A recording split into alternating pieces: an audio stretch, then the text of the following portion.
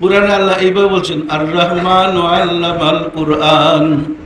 দয়াময় আল্লাহ রাসূলকে কুরআন শিক্ষা দিয়েছে। কে? দয়াময় জিবরাইল। দয়াময় জিবরাইল শিক্ষা দিয়েছে।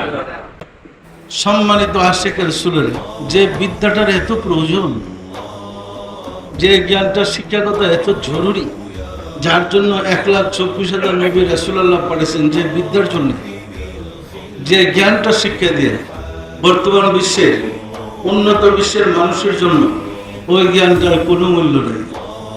এটা কি হইল? ওই জ্ঞানটার প্রয়োজন ছিল না ছিল না? ওই বিজ্ঞানটা হারিয়ে আমরা এতটুকু উন্নত হয়েছি, মানুষ কিভাবে হত্যা করবে তার জন্য অত্যাধুনিক অস্ত্র, অত্যাধুনিক বোম তৈরি হইতেছে, কিভাবে মানুষ মারবে।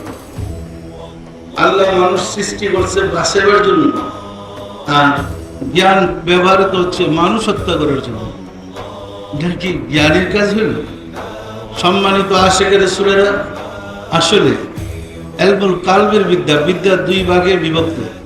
একটা হচ্ছে এলমুল কিতাব, জাগতিক বিদ্যা, আর একটা হচ্ছে এলমুল কাল, কলবের বিদ্যা, রুহানি বিদ্যা। আপনারা নিশ্চয় বিশ্বাস করেন আমাদের যেমন দেহ আছে, দেহের ভিতরে রুহ আছে, আছে না নাই? আমরা খালি চোখে রুহ দেখি না, আমাদের রুহকে আমরা দেখি না, অথচ এই রুহটা চলে গেলে আমরা লাশ হয়ে যাই। যে রুহটা আমাদের চালিকা শক্তি, কিভাবে আমাদেরকে পরিচালনা করেছেন, এই বিদ্যাটা জানা প্রয়োজন আছে না নাই? এই বিদ্যাটা জানতে গিয়ে কুল কায়েদের রাহমাতুল আলামিন 15 বছর ধ্যান করে পেলেন। ওনার কলবের সপ্তম স্তরে নফসির মুকাম থেকে রাব্বুল আলামিন সামনে দাঁড়িয়ে বলেন, ইয়া মুহাম্মদ ইকরা। যারা এই বিদ্যা সম্বন্ধে জানে না তারা বলে জিবরাইল এসে বলছে ইয়া মুহাম্মদ ইকরা। রাসূলকে শিক্ষা দিতে জিবরাইল আসছিলেন না আল্লাহ নিজে? ইয়া মুহাম্মদ ইকরা আসছিল কোথা থেকে? আসমান থেকে। ওনার কলবের সপ্তম স্তর থেকে, নাফসির মুকাম থেকে। নাফসির মুকাম থেকে আপনার দেহকে আরবি ভাষায় নফস বলে। আপনার নফসের মুকামে, নাফসির মুকাম থেকে নফসে ওহী করি। পরিষ্কার না পরিষ্কার না? আল্লাহ থেকে কলবের সপ্তম স্তর নাফসির মুকামে, আর ওহী করে সুদূরের মুকামে। কলবের প্রথম স্তর সুদূরের মুকামে। পরিষ্কার? সুতরাং 15 বছর ধ্যান সাধনার পরে মুরাকাবা করতে করতে কলবের যে 7টা পর্দা আছে, পর্দাগুলো যখন উন্মোচন করতে সক্ষম হলেন, ভিতর থেকে রাব্বুল আলামিন সামনে বের হলেন। তো রাসূল সাল্লাল্লাহু আলাইহি ওয়াসাল্লাম ইতিপূর্বে কখনো রাব্বুল আলামিনকে আর দেখেনি। একে তো অন্ধকার রাত্রি, দ্বিতীয়ত ওই হেরা গুহা, হেরা পর্বত তো কমপক্ষে 5 কিলোমিটার উঁচু, লোকজন নাই। ওই হেরার গুহার ভিতরে সুরায় একটা গুহার ভিতরে উনি মুরাকাবা করছে। লাইলাতুল কদরের শেষ রাত্রে জিবরাইল ফেরেশতা বের হলেন। জিবরাইল নয়, রাব্বুল আলামিন বের হলেন। কিন্তু না বুঝতে পারে সমাজে আমরা বলেছি এ ছিল জিবরাইল ফেরেশতা। জিবরাইল এসে বলে ইয়া মুহাম্মদ ইকরা। কথাটা এরকম না। রাহমাতুল আলামিন নাফসির মুকাম থেকে সুদূরের মুকামে এসে সামনে প্রকাশ লাভ করে বললেন ইয়া মুহাম্মদ ইকরা। যখন উনি দেখতে পেলেন একজন পরিপূর্ণ নূরের মানুষ তার সামনে দাঁড়ানো, উনি ভয় পেয়ে গেলেন। এই জায়গায় তো কোনো মানুষ আসার কথা ছিল না, একজন পুরুষ তার সামনে দাঁড়িয়ে বলতেছিল ইয়া মুহাম্মদ ইকরা।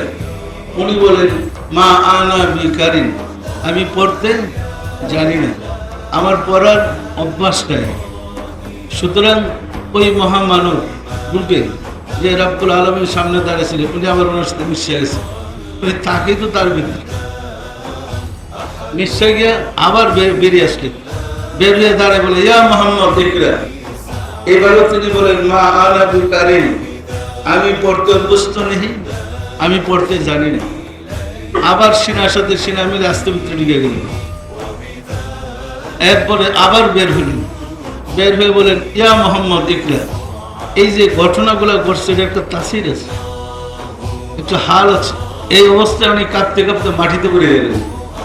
পরিষ্কার না পরিষ্কার না? আপনি যদি নির্জনে রুমের ভিতরে দরজা আটকে মুরাকাবা করেন, এইরকম একজন যদি ভিতর থেকে বাইরে আসে আবার ভিতরে যায়, আপনি দেখেন হুঁশ থাকবো? আপনার হুঁশ তো থাকার কথা না।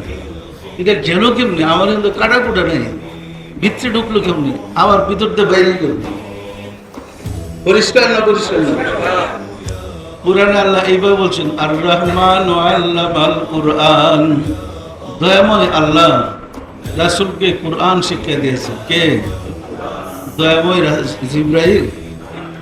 দয়াময় জিবরাইল শিক্ষা দিয়েছে। কে শিক্ষা দিয়েছে?